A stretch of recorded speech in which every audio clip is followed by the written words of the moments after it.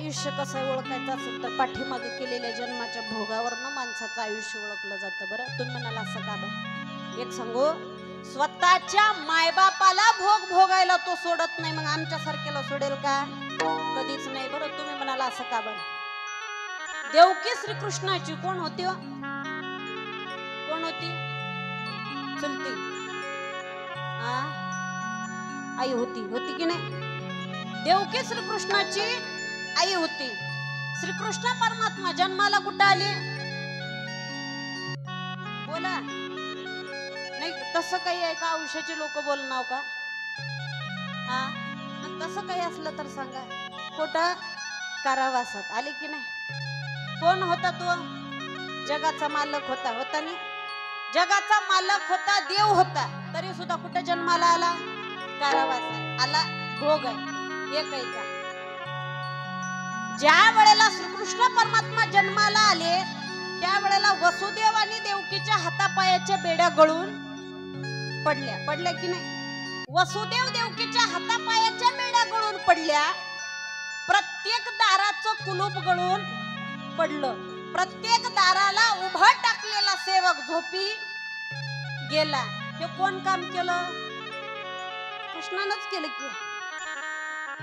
ज्या वेळेला जन्माला येणार होता त्या वेळेला 8 वर्षाच्या लेकराची मूर्ती उभं टाकली. बापाला सांगायला सुरुवात केलं, बाबा मी जन्माला आलो की मला इथून उचला, आनंदाच्या घरी नेऊन ठेवा आणि तिथली आदिमाया शक्ती इथं घेऊन या. मला एक सांगा, जन्माला आलेल्या लेकराला मायबापाच्या हातापायाच्या बेड्या गाळून टाकता येत होत्या, बापाला यमुनेच्या पाण्यातून तिथपर्यंत घेऊन जाऊन वापस आणता येत होतं, प्रत्येक दाराचा शिपाई झोपी घालता येत होता, प्रत्येक दाराचं कुलूप गाळून पाडता येत होतं, तर सख्खे मायबाप कारावासाच्या बाहेर काढता आले नसते का? आले असते नाही? आले नसते का? त्याला काय अवघड होतं का? नाही. त्याच्या सत्तेशिवाय झाडाचं पान सुद्धा हलत नाही. एवढं करण्याची त्याच्यात ताकद आहे.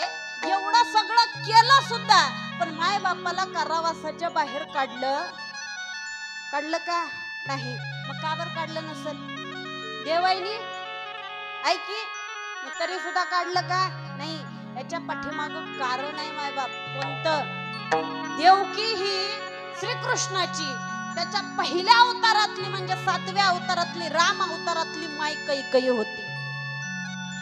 आणि माय कैकेयीनं असणारा रामाची काहीही चूक नसताना 14 वर्षाचा वनवास भोगायला लावला.